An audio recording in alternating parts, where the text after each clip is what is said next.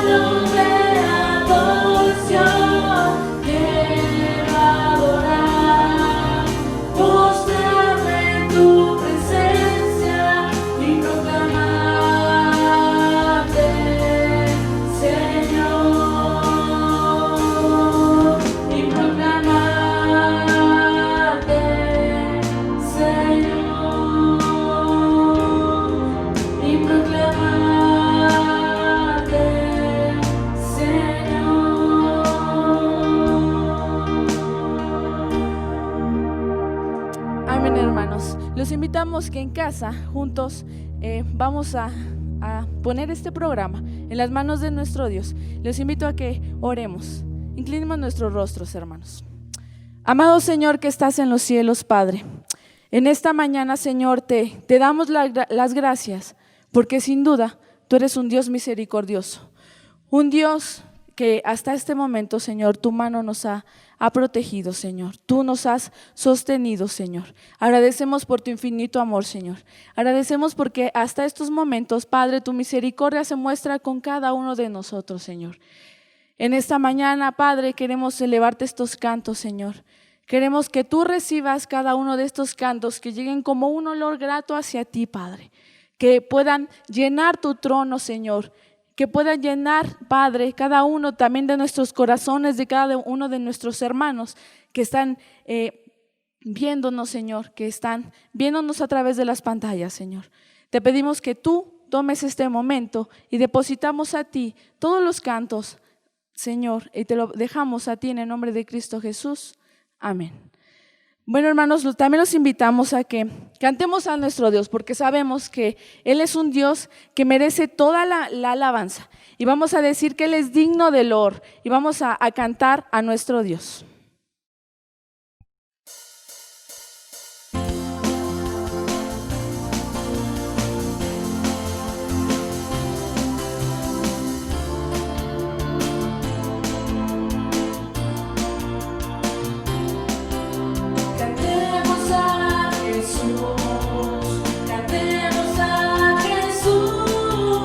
Señor.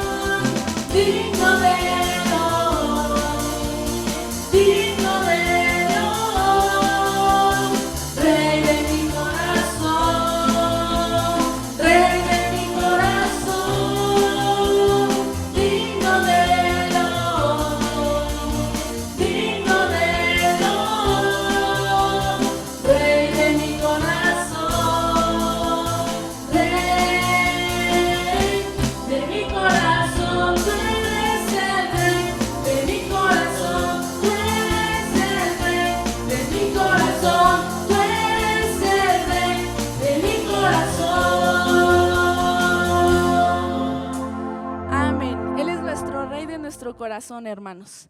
Y hemos reconocido que Él es digno de toda alabanza.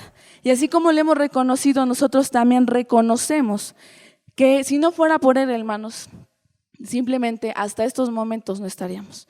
Nosotros hemos sido comprados con esa preciosa sangre. Y así vamos a decirlo a través del siguiente himno.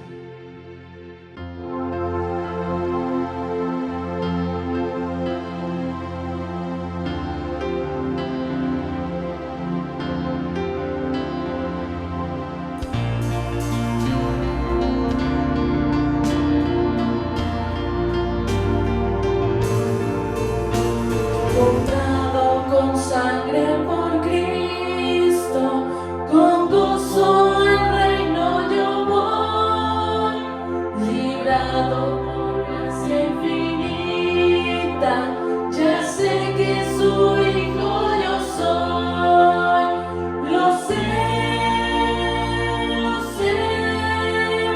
comprado con sangre yo soy, lo sé.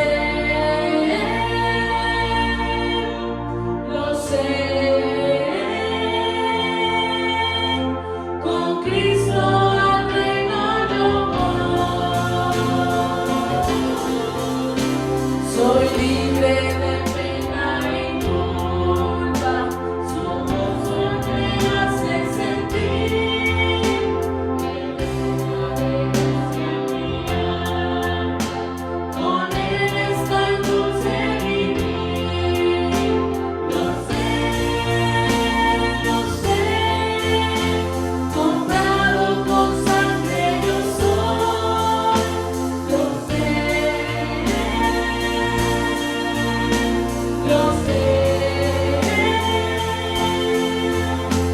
con Cristo al reino yo voy, en Cristo yo siempre medito y nunca le quiero olvidar.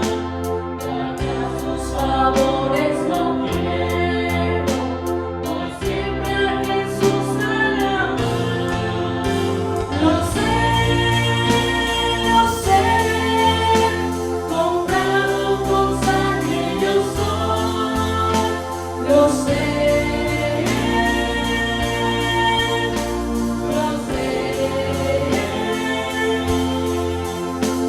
con Cristo al reino yo voy. Seguro sé que la belleza del grande yo voy a mirar. Ahora me guarda y me guía y siempre me quiere ayudar. Lo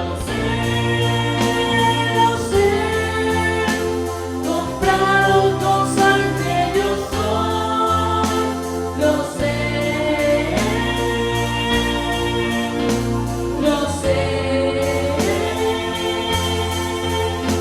con Cristo al reino yo voy. Yo sé que me espera corona, la cual a los fieles dará. Jesús Salvador en el reino, mi alma por fin estará. Lo sé, comprado con sangre yo soy, lo sé,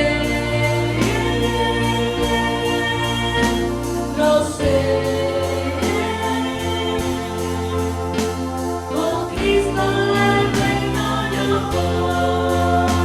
Lo sé,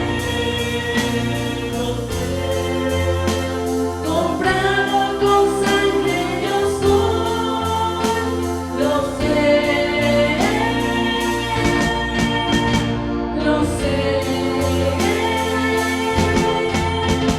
con Cristo al reino yo voy.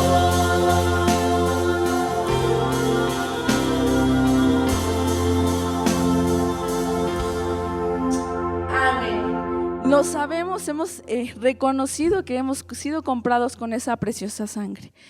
Y hermanos, yo no sé en casa, en estos momentos, cómo se encuentra en la situación que estemos atravesando. Pero quisiera leerles una parte del libro de Salmos que dice de la siguiente manera. Salmos 46. Dios es nuestro amparo y fortaleza, nuestro pronto auxilio en las tribulaciones. Por tanto, no temeremos, aunque la tierra sea removida y se traspasen los montes al corazón del mar, aunque bramen y se turben sus aguas y tiemblen los montes a causa de su braveza. La palabra de nuestro Dios dice que nunca nos dejará, que nuestro Dios es nuestro fiel amigo y Él es el único merecedor de toda alabanza.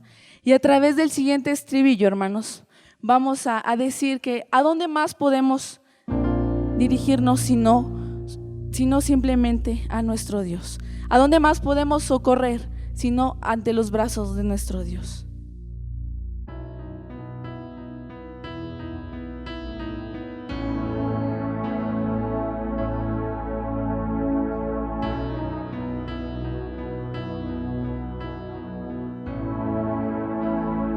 Llévame allá, donde sé que habrá paz, donde tengo que callar para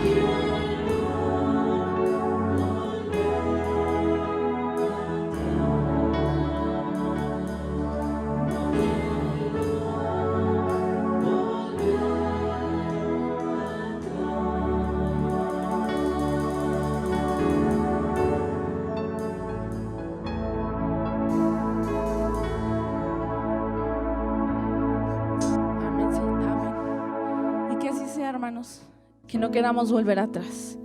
Y en esta mañana estudiaremos la escuela que lleva como título Una iglesia ferviente, y que ese sea nuestro propósito, el no volver atrás. Y vamos a poner en oración este momento. La escuela está a cargo de nuestro ministro Tomás Romero Alameda, por lo cual los invito, hermanos, a que inclinemos nuestros rostros. Vamos a orar. Bondadoso Dios y buen Padre que mora en las alturas de los cielos, estamos muy agradecidos, Padre, con usted hasta este momento, porque nos ha permitido la vida, nos ha permitido, Padre, alabar su santo nombre, reconociendo, Padre, que solamente usted es el único merecedor de todo ello, Padre. Gracias, Padre, por este momento de alabanza que nos introduce, Padre, a un momento tan especial. El querer, Padre, aprender de usted y saber de usted solamente, Padre, a través de la escuela que hoy en esta mañana tendremos. En estos momentos, Padre, suplicamos de su Espíritu Santo, Padre, para nuestro hermano ministro Tomás Romero, Padre, que usted sea quien hable a través de él, que usted sea, Padre, quien nos llene de palabra de vida, que en estos momentos, Padre, que podemos escuchar a través, Padre, quizá de muchas pantallas, de muchos celulares, Padre, sea de bendición, Padre, para toda su iglesia y para todo aquel, Padre, que escucha y ve esta transmisión, Padre. Lo ponemos en el nombre de Cristo Jesús. Amén. Amén. Dejamos el lugar a nuestro ministro Tomás Romero Alameda. Paz a vosotros, amados hermanos. Es un placer estar delante de ustedes para compartir esta lección que hoy hemos de meditar, hemos de estudiar para llevar a la práctica de nuestra fe. Y hoy nos toca concluir un trimestre más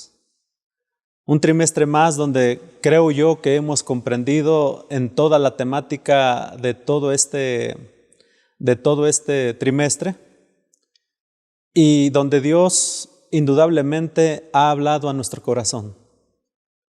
Y en este momento entonces tocaremos esta última parte, donde me parece que es un tema súper importante para nuestra vida, porque habla de una iglesia ferviente. Y una iglesia ferviente, hermanos, es una iglesia que tiene celo por su Señor, que tiene amor por su Señor, que en su corazón, hermanos, arde por esa pasión, y que no obstante de todas las circunstancias que pueda vivir, pero la iglesia mantiene viva la esperanza y la fe.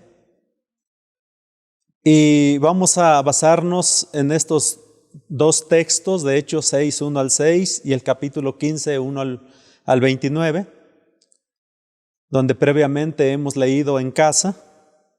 Así que voy de lleno a lo que es, hermanos, el énfasis. El énfasis es el regocijo. La alegría de la gente se puede distinguir por diferentes maneras, pero la iglesia, su regocijo, hermanos, viene de Dios. Es sublime, porque Dios la da a través de su Espíritu Santo. Se alegra, se goza profundamente, celebrando la vida en Cristo Jesús, celebrando la comunión, celebrando esa alabanza que le pertenece a nuestro Señor Jesucristo, y en esa alabanza nosotros manifestamos a través de cánticos con ese regocijo, ese gozo que solamente Dios puede darlo y que nos comparte, incluso cuando estamos en momentos de culto, reunidos, o aún cuando cuando estamos en nuestros hogares. Ahí también el Señor está en medio de nosotros, y en nuestro corazón pues también tiene esa pasión y ese fervor de estar delante de su presencia. Dice la palabra, el verso clave: así pues, los que fueron enviados descendieron a Antioquía, y reuniendo a la congregación entregaron la carta habiendo leído, la cual se regocijaron por la consolación. Esta parte es importante porque se nos dice la palabra de Dios que de un asunto tratado, hermanos, de una problemática profunda, los apóstoles supieron pues resolver, pero bajo la guianza y el impulso del Espíritu Santo, Y esa decisión pudo también llegar hasta las iglesias, y las iglesias estuvieron contentas, estuvieron alegres, gozosas delante de Dios por la decisión que se tomó, porque fue el Espíritu Santo que obró en sus corazones.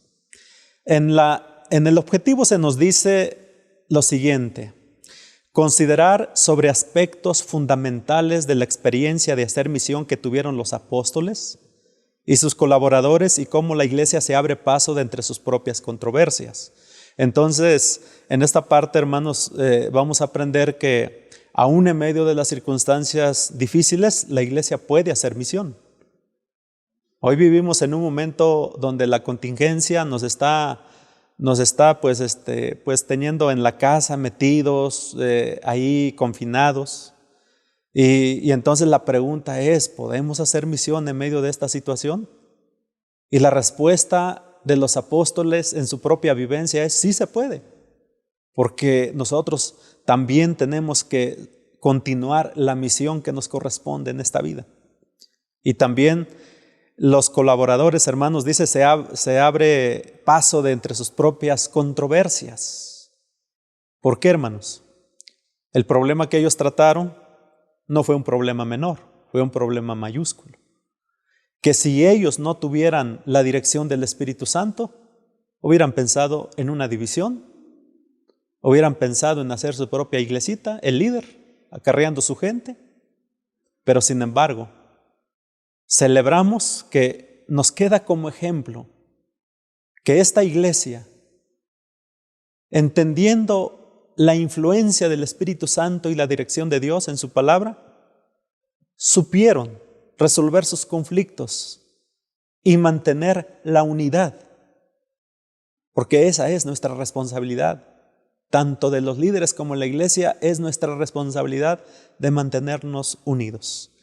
La introducción se nos dice de la siguiente manera: los creyentes tenemos la bendición de formar parte de una cadena de acontecimientos que van del inicio de la historia hasta la culminación de los tiempos. El proyecto de Dios consistente en el rescate de la humanidad, este ha inaugurado la etapa final de la historia en Cristo. Los escritores del Nuevo Testamento han sabido recopilar y reconstruir una versión carismática de la historia. No han tratado los datos biográficos con la mentalidad de un cronista investigador. Antes han resaltado el núcleo del mensaje, la redención operada en Jesucristo. Las Escrituras presentan la biografía de Jesús en el marco cronológico del tiempo cuantitativo, pero el énfasis está en la intervención de Dios en la historia, en el kairos, es decir, el tiempo, el cualitativo. Y entonces celebramos esta primera parte, que los apóstoles, en toda la narración que se nos da en el Nuevo Testamento, pues es un énfasis carismático de proclamación del Evangelio, de la palabra, que daba esperanza a las personas y nos decían que Dios interviene en la historia de la humanidad, y en todos los tiempos Dios ha intervenido en la historia del mundo, y por lo tanto bendecimos a Dios que esa bendición, hermanos, incluso nos ha alcanzado también a nosotros. El eje de la cronología carismática de Cristo se encuentra en su sacrificio, muerte y resurrección, porque eso fue lo que levantó a los discípulos. Y se nos dice lo que ubica como Señor de la historia. Los acontecimientos han sido ordenados bajo el antiguo calendario sacerdotal, puntualizando que los evangelios son textos religiosos que revelan un nuevo camino para la continuación del tiempo en el reino de la gracia. Entendamos esto, mis amados hermanos. Y posteriormente se nos dice: con el ministerio de Jesús todo pecador se puede identificar entre tantos pregoneros de paz. La captura, juicio y muerte de Jesús trajo desconsuelo a los discípulos y grupos marginales que conocieron su mensaje. No obstante, la visión fue renovada al tercer día, dice la palabra, al tercer día de su muerte, por la noticia de la resurrección, posterior al ascenso de Jesús. La iglesia nace del milagro del derramamiento del Espíritu en Pentecostés. 120 representa un número que simboliza la elección de los primeros discípulos, multiplicada por 10. Representan además una nueva comunidad en Jerusalén, ante la vista de todo mundo, el cual deberá ser alcanzado, y se logra teológicamente al escucharlos hablar en sus lenguas. Entonces en esa parte es fundamental, porque acuérdense que el comentario de la gente es que ¿cómo es posible que esa gente esté hablando nuestro idioma? Más que una lengua que no fuera entendible para la gente. Porque hermanos, ahí el mensaje es la palabra, la proclamación del Evangelio. Jesús es el camino, es la verdad, es la vida. Y no lo es nada más para el judío, lo es también para los gentiles. Y bendito sea Dios por esta bendita promesa, el cumplimiento. El mensaje de Pedro a los judíos nativos y a los judíos no nacidos en Israel que vienen a la fiesta de Pentecostés logra el arrepentimiento de conversión de unas 3,000 personas. Es el nacimiento de la era apostólica, porque es ahí donde los apóstoles, hermanos, trabajan incansablemente con ese fervor en su corazón, con ese fuego que los mantenía encendidos, que abarca hasta el último testigo de Jesús que muere por el Evangelio, pudiendo ser identificado con Juan el discípulo amado, el más joven de los 12, que termina sus días en una isla como prisionero, recibiendo la revelación del fin de los tiempos. Ellos murieron como mártires, sufrieron por el Evangelio. Y después se nos dice, al nacimiento de la iglesia, destacaron diferentes testigos que dieron su vida por el Evangelio. Entre ellos Lucas resalta en Hechos a Pedro y a Pablo, el primero en Jerusalén y el segundo como apóstol de los gentiles. La iglesia se extiende bajo su guianza y trabajó a todas las lenguas y naciones, por lo que en su camino aprenderá a enfrentar las discordias del mundo dentro de la iglesia. Y aquí es donde ya se tiene no solamente al judío, sino ya empezó a crecer la iglesia, entonces empieza a crecer los problemas y sin embargo la iglesia tendría que aprender a convivir y a resolver sus problemas, pero de acuerdo a la palabra y bajo la dirección de su Espíritu Santo de nuestro Dios.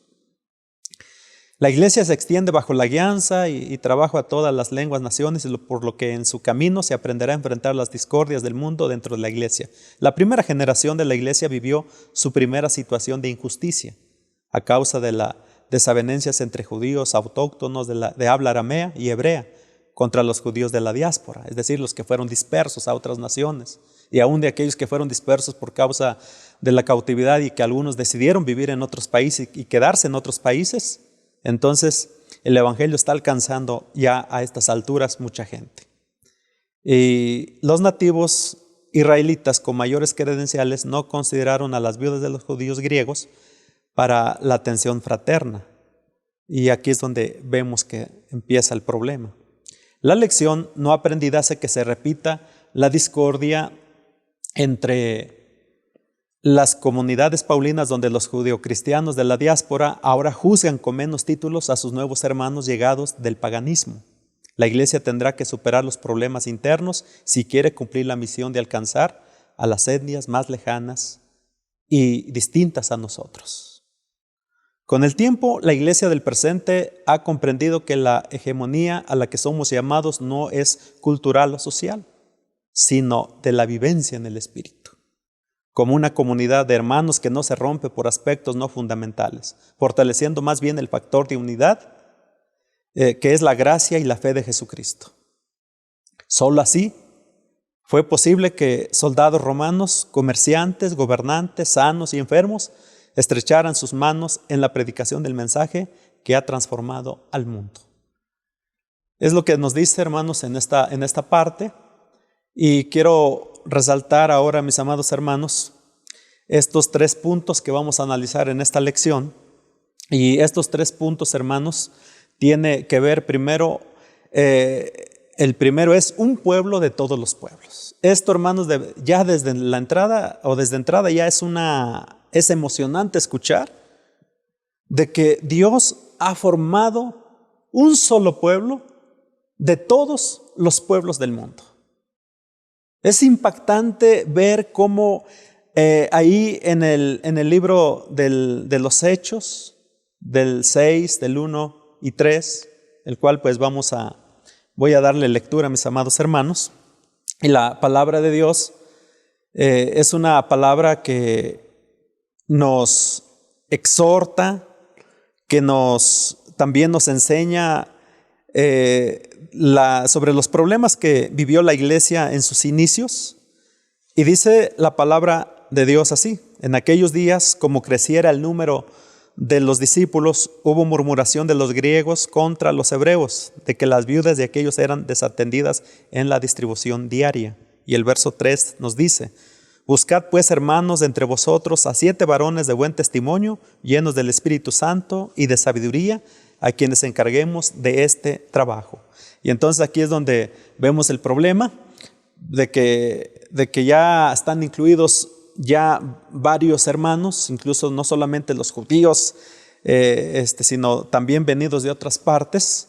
Y se nos dice que en esta etapa, hermanos, se incluye a 7 diáconos griegos, y entre ellos, hermanos, está Nicolás, un prosélito, que se había convertido del gentilismo al judaísmo y ahora se convirtió a Cristo Jesús. Y se abre la puerta de inclusión, hermanos, aquí, de los gentiles a la iglesia. Y es aquí, hermanos, donde resalto algo muy importante. La iglesia se debe a una promesa que Dios le hizo a Abraham cuando le dijo: en ti serán benditas las naciones de la tierra. Y yo celebro esa bendición, porque ya desde el inicio tenemos la promesa de que los gentiles también somos amados por Dios. Eso debe llenarnos de gozo y debe llenarnos de fervor, porque ahora pertenecemos a este cuerpo. Y debemos celebrarlo, porque vemos que los apóstoles en sus inicios, ya desde temprana edad de la iglesia, ellos aman también como Dios ama. Aman también a los gentiles y se empiezan a involucrar, empiezan a entrar de otras culturas y de otras lenguas. Sin embargo, hermanos, se nos dice que ante la problemática que se suscitó, fue necesario nombrar algunos diáconos, y entre ellos pues fueron 7, como se nos ha dicho, hermanos, llenos del Espíritu Santo, de buen testimonio, que tuvieran sabiduría. Y algo muy importante aquí que se nos resalta en el texto es que ellos sirvieron con fervor en las mesas, pero sin embargo, hermanos, estos mismos 7 diáconos no se concretaron en servir en las mesas, sino que ellos siguieron sirviendo al Señor más allá de su responsabilidad que se les había delegado. Entonces podemos decir, hermanos, que aunque tengamos una labor administrativa ya en la práctica, o tengamos un deber que cumplir en la iglesia, en lo litúrgico, todos debemos testificar. Es decir, tanto el que esté en la administración, desde el consejo ejecutivo, el consejo de administración, el sobrevedor, los pastores, también los ministerios de alabanza, no solamente se deben concretar en que estamos rindiendo un servicio, sino también deben aprender a compartir su fe a otros, porque nuestro trabajo no se limita solamente en uno, sino podemos servirle al Señor de diferentes maneras. Y aquí estos diáconos nos están enseñando, porque se nos dice en el punto 2 que con la muerte de Esteban inicia la persecución. Y algunos cristianos huyen a otros lugares como Antioquía de Siria. Felipe va a Samaria, que estaba libre de persecución, donde ahí no podían entrar los judíos para lastimar a los creyentes o a los seguidores de Jesús. Pero sin embargo, ahí, hermanos, ellos, desde ahí Dios los empieza a utilizar, porque los esparce, pero con un propósito. Y ellos, con el corazón ferviente, hermanos, y agradecidos con Dios porque han sido redimidos, ellos tienen la valentía de empezar a compartir el evangelio, de tal manera que vemos en el punto 3 que Felipe es enviado por el Espíritu a un funcionario eunuco de la reina de Candace de Etiopía. Y aquí es donde se nos afirma en la lección, hermanos: en Cristo las barreras se han roto para la humanidad. Por la gracia de Dios, hermanos, nuestra iglesia a nivel nacional, especialmente en las zonas indígenas o en las zonas nativas, tenemos hermanos de diferentes culturas. He tenido el gusto de convivir con hermanos de habla tzotzil que tienen una expresión muy particular para manifestar sus cultos y su devoción a Dios. También he tenido la bendición de conocer a los tzeltales, me estoy refiriendo al estado de Chiapas. También su vestimenta, hermanos, muy distinta a las nuestras. También tuve la oportunidad de conocer en ese rumbo a los hermanos choles, otra manera de expresar su fe, pero con fervor, hermanos. Ahí cuando se hace las reuniones lo hacen con mucha calidez, con mucha fe. Empezamos también conocer también los hermanos tojolabales. Y en fin, en todo el país hay más. Y bendito sea Dios, hermanos, porque ya en el final, hermanos, cuando el Apocalipsis nos describe al pueblo reunido, a los redimidos, podemos ver a todo tipo de gente, de color, de lengua, raza y nación. Y bendito sea Dios por esta bendición, porque aquel día, tanto hoy somos uno, en aquel día también seguiremos siendo uno en la sangre del Cordero. Gracias al trabajo de los apóstoles, que ellos nos enseñaron que a los que la sociedad ha tildado de diferentes, no son diferentes a nosotros. Somos iguales delante de Dios y por ello las barreras se han roto. También en el punto 4 se nos dice que los cristianos venidos de la diáspora escucharon en sus sinagogas el mensaje de los misioneros y además fueron el enlace para los creyentes incircuncisos, quienes en muchos casos serían sus amigos y familiares.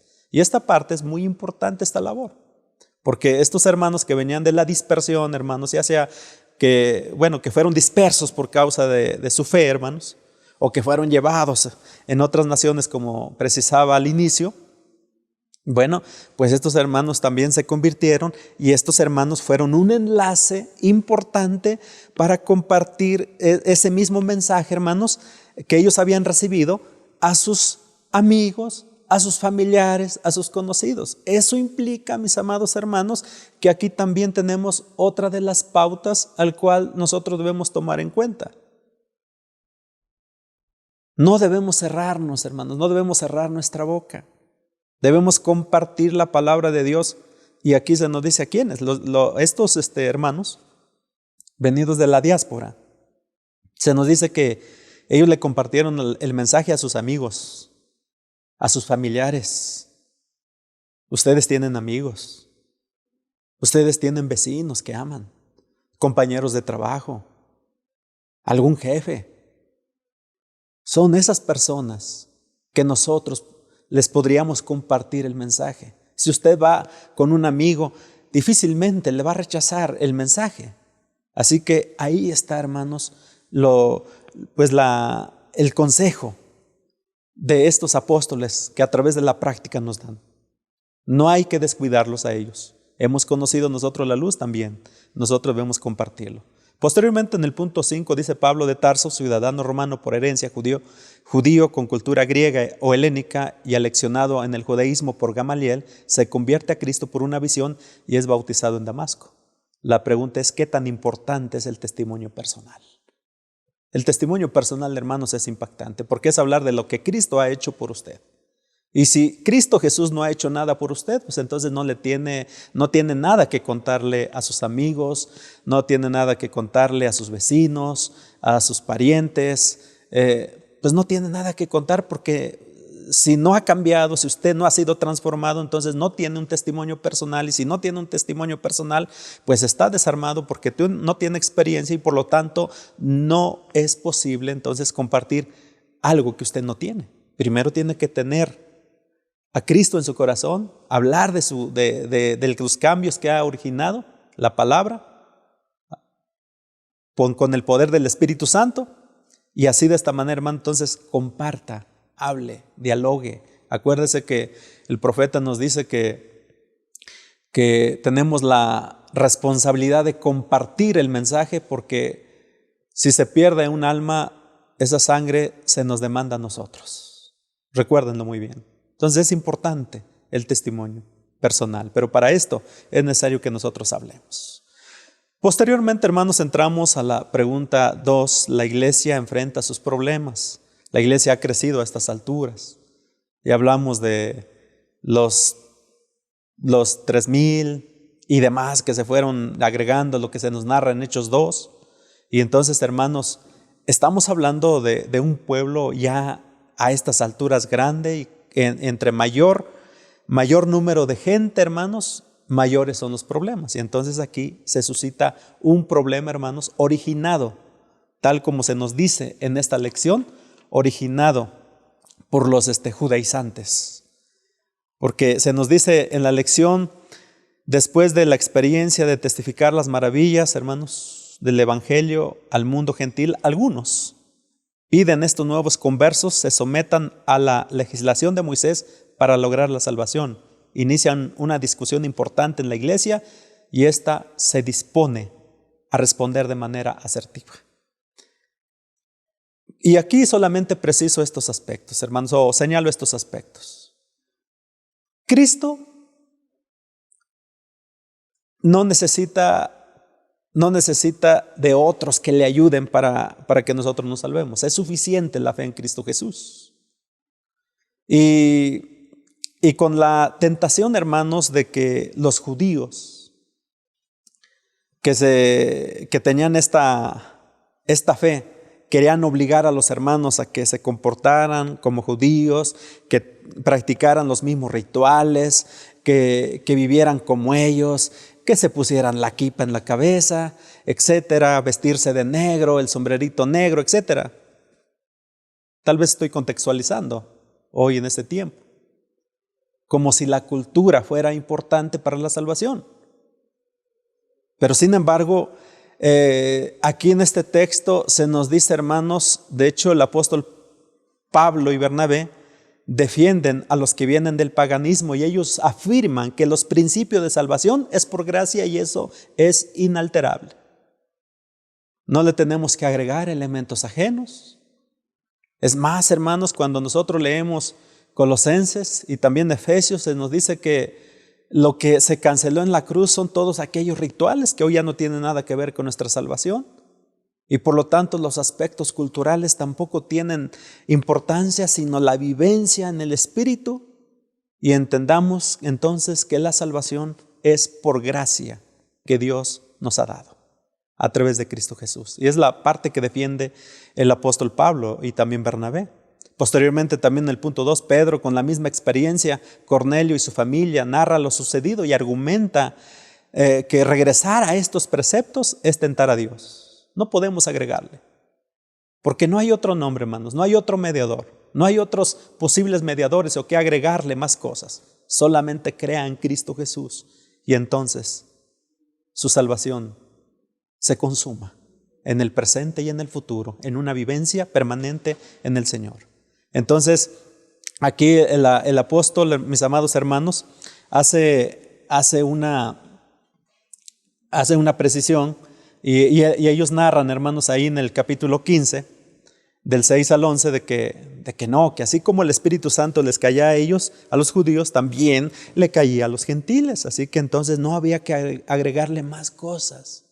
No habría que, hermanos, sentirnos tentados como que idealizar ciertos aspectos del pueblo judío. No, hermanos. Y aquí nosotros vemos, hermanos, que ellos hicieron una decisión sabia, una decisión que fue muy asertiva en este problema. Y se nos dice que se reunieron los apóstoles, dice el verso 6, y los ancianos para conocer de este asunto. Y después de mucha discusión, Pedro se levantó y les dijo: varones hermanos, vosotros sabéis que como ya hace algún tiempo que Dios escogió que los gentiles oyesen por mi boca la palabra del evangelio y creyesen. Y Dios, que conoce los corazones, les dio testimonio dándoles el Espíritu Santo lo mismo que a nosotros. Y ninguna diferencia hizo entre nosotros y ellos, purificando por la fe sus corazones. Ahora pues, ¿por qué tentáis a Dios, poniendo sobre la cerviz de los discípulos un yugo que ni nuestros padres ni nosotros hemos podido llevar? Antes creemos que por la gracia del Señor Jesús seremos salvos de igual modo que ellos. Esta afirmación es importante porque la fe en Cristo Jesús es suficiente y sujetándonos a la palabra de Dios es suficiente y no es necesario la circuncisión, no es necesario el agarrar ciertos aspectos culturales del pueblo judío, y ellos defienden y dicen la fe en Cristo Jesús nos basta. Posteriormente, hermanos, se nos dice que en el 3 que el sistema utilizado para dirimir las grandes discusiones fue la conciliación. Investigaron, escucharon, razonaron para comprender y normaron un criterio en base a la palabra de Dios. Esto se nos dice en Hechos 15 del 12 al 19 y esto es importante, hermanos. Cuando estos varones de Dios dirigidos por el Espíritu Santo tratan un problema, hermanos, y ahí aprendemos que no podemos tratar los problemas de la iglesia, nuestros problemas incluso en casa, sin la dirección del Espíritu Santo. Porque si el Espíritu Santo no nos dirige, hermanos, tenemos el problema de que podemos caer y podemos errar en nuestras decisiones. Ellos no erraron porque se dejaron guiar por el Espíritu Santo. Es importante, mis amados hermanos, entender esto. Y ahí está la palabra de Dios que nos da la guía, hermanos, que nos orienta de cómo debemos resolver nuestros problemas. Y entonces, esta parte también es muy importante. La pregunta es, ¿qué garantizaba la preponderancia de la palabra en nuestros conflictos? Muy, muy importante. Sin la palabra, hermanos, los problemas se pueden salir fuera de control. Pero cuando tomamos en cuenta la palabra de Dios, entonces la palabra nos va ayudar a resolver siempre en un espíritu cristiano. Porque es lo contrario, si no tenemos manera de resolver nuestros problemas, el cuerpo se empieza a dividir, un líder se empieza a llevar un grupito, porque siempre los líderes cuando buscan un pleito, hermanos, es porque tienen sed de poder y buscan su grupito, se la llevan, o se ausentan de la iglesia, se retiran, o sencillamente las peleas se agudizan. Eso es cuando el Espíritu del Señor no está ahí, pero cuando el Espíritu del Señor está con nosotros, se mantiene la unidad en Cristo Jesús.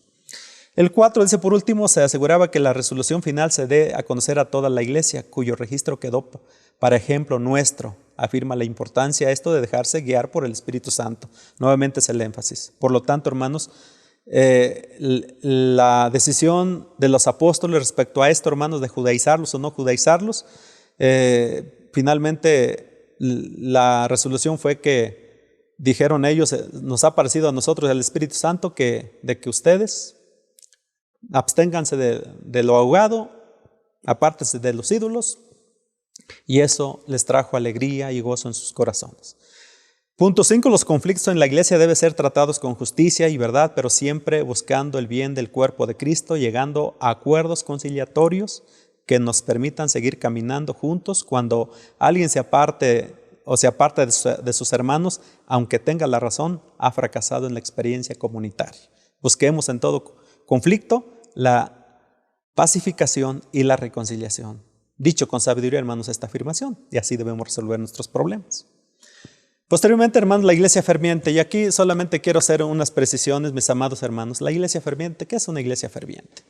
La iglesia ferviente, hermanos, es el que mantiene viva la llama de la fe porque arde dentro de sí, tiene celo en su corazón, y la iglesia ha sido enfrentada por los poderes de este mundo, pero estas fuerzas no prevalecerán en sus propósitos, y Jesús dijo que no prevalecería ni el infierno, hermanos. Así que esto el Señor ha cumplido porque ha prevalecido esta promesa que el Señor ha hecho. Posteriormente, hermanos, también se nos dice que la iglesia no son los muros que nos cobijan, ni una oficina, ni un edificio o centro de reuniones. Somos una fuerza viva manifestada por el reino de Dios. Nuestra tarea consiste en transformar, enseñar, adorar, hacer el bien en el mundo, y debemos hacerlo desde nuestro lugar. El punto 3 dice, por todo lo que hemos visto, podemos concluir que somos llamados a ser una iglesia gozosa, activa, poderosa y firme, que impacta su entorno, predicando a los perdidos, una iglesia vinculada con Jesucristo y el Espíritu Santo que nace en el corazón de Dios. Somos el último eslabón en el mensaje de salvación al mundo. Vayamos hacia la meta con todo esfuerzo y perseverancia, de tal forma que el Señor sea glorificado en todo nuestro andar. Y entonces una iglesia ferviente, hermanos, es una iglesia obediente, pasa circunstancias difíciles, pero se mantiene fiel a Dios. Y es muy importante preguntarnos qué pasa con esta contingencia, hermanos. Bueno, la contingencia ahí está, hermanos, y el problema ahí está. Pero la pregunta es, ¿cuántos de nosotros nos mantenemos fieles? ¿O cuántos de nosotros el fervor ya no es lo mismo? Porque puede ser que sí, se nos transmiten, por ejemplo, los cultos, los sábados, pero muchos distraídos en sus actividades, muchos distraídos en sus celulares, muchos distraídos en sus cosas. Y entonces eso no es fervor, hermanos. Quiero concluir con esta parte, decirles que una iglesia fervorosa, voy a tomar como ejemplo iglesias del estado de Chiapas, cuando sufrieron ellos la persecución, muchos de ellos se les dijo, los caciques con la gente venían y les decían, ¿sabes qué? Renuncias de Jesucristo, te quedas en la comunidad. Si tú sigues creyendo en Jesucristo, entonces te vas de la comunidad. Y ellos dijeron, preferimos irnos y dejar nuestras pertenencias, nuestros animales y todo, a irnos sin nada, pero no renunciamos a Jesucristo. Hoy esas iglesias están pues ubicadas allá por la zona de San Cristóbal de las Casas, en sus alrededores y en otras comunidades, pero es una iglesia que sigue manteniendo fiel. Llega el sábado, hermanos, y ellos cierran sus negocios. A las 4 de la tarde cierran sus negocios. Yo les pregunto, hermanos, ¿eso no es fervor? Y también, hermanos, que muchas veces fueron tomados presos para meterlos a la cárcel y los amenazaron de muerte. Incluso hay quienes cuentan que fueron metidos en un cuarto para matarlos y para quemarlos, pero sucede, hermanos, que cuentan como testimonio que algunos de ellos les echaron gasolina, les prendieron, hermanos, el cerillo, pero aunque ardieron, pero no se quemaron. Otros dicen que le rociaron igual con gasolina, les prenden el cerillo, pero nunca prendió, hermanos, la gasolina. Entonces, ellos, a pesar de medio de la muerte, supieron mantener su vivencia y su fe en el Señor, mis amados hermanos. Por eso es importante que nosotros mantengamos nuestro fervor, seamos cristianos. No son las circunstancias que nos van a controlar nuestro estado de fe. Más bien nuestro estado de fe está ahí y las circunstancias nosotros las manejamos y no permitimos que aplasten nuestra fe. Entonces una iglesia fervorosa es una iglesia fiel. En la aplicación se nos dice que somos parte de un plan más grande que nuestros planes familiares y personales. Disponga todo su ser para la predicación del Evangelio. No hay mayor beneficio en esta tierra que alguien encuentre a su Salvador. Y entonces en Romanos 10, 14 al 15 dice, y bueno, ¿cómo van a creer si no hay quien les predique? ¿Cómo van a creer esa gente? ¿Cómo se va a convertir a Jesús si no hay quien les diga? Entonces nosotros somos esa herramienta, hermanos.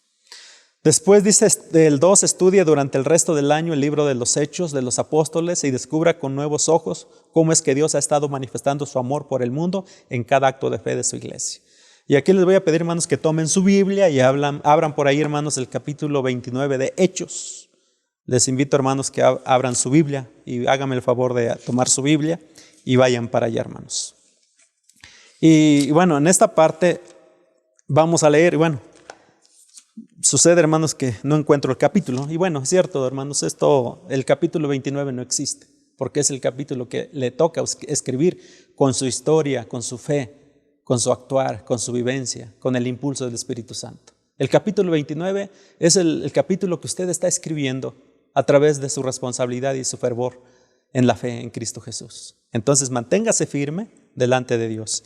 Y tercero dice, procure que entre los problemas por los que pasa la iglesia y su familia se muestre siempre el carácter de Cristo, el príncipe de paz. Entonces, qué importante es esto, de que siempre nos dejemos guiar para que nuestra familia también, cuando tengamos problemas, la resolvamos en paz. Y voy concluyendo, mis amados hermanos, con la conclusión cuando se nos dice, y podemos leer juntos, dice así, hermanos, ser mártir, que no es otra cosa que ser testigo, y un mártir es el que muere, el que entrega su vida, por ejemplo, como Esteban, es un mártir, es un testigo, es parte de la misión de la iglesia. Nos tocará como a Jesús, un hombre bueno, actuar en el mundo de oscuridad y por ello ser juzgados hasta la misma muerte, donde parece que el diálogo se rompe.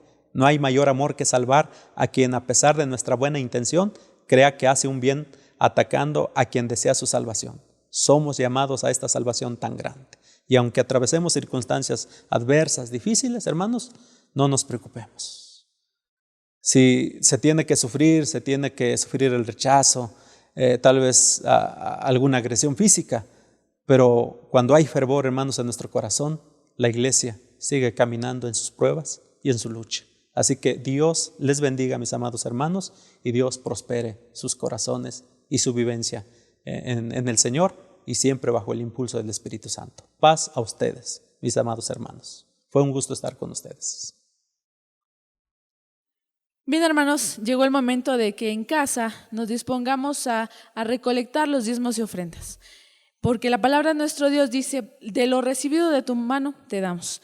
Y en lo que ustedes están en este momento, hermanos, nosotros entonaremos este hermoso himno que dice que las promesas de nuestro Dios son grandes, que son apoyo poderoso, y mientras permanezcamos fieles, dice que el Señor va a estar junto a nosotros.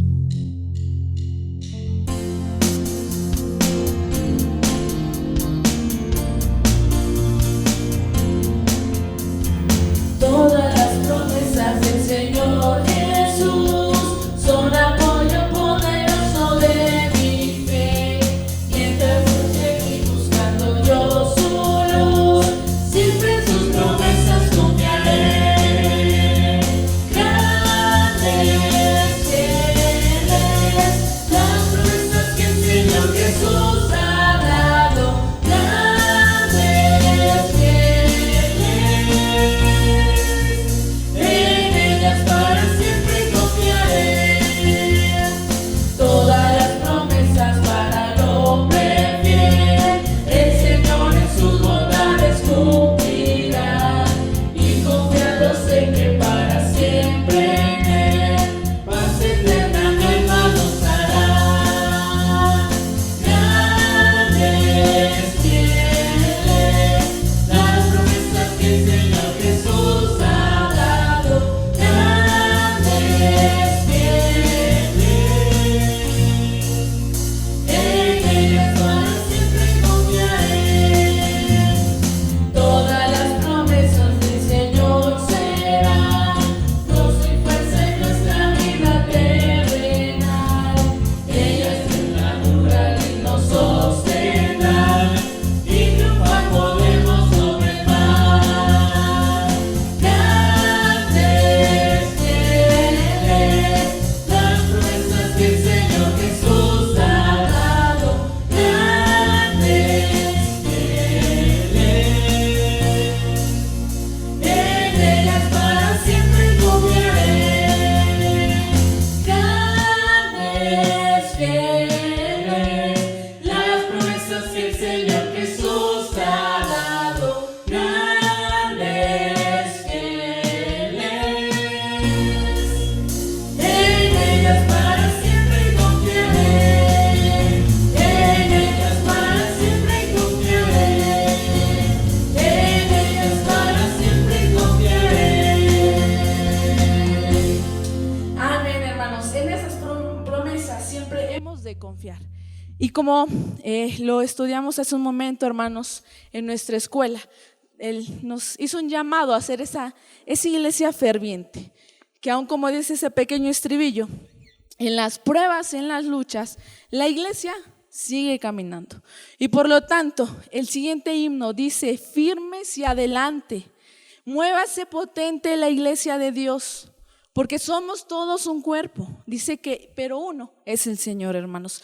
Yo los invito, y este himno nos invita también a que permanezcamos firmes. Aún en la tribulación, la iglesia debe seguir en movimiento, porque la iglesia no se detiene. Ninguna situación, ninguna pandemia nos detiene, hermanos. Y vamos a decirlo así a través del siguiente himno: firmes y adelante.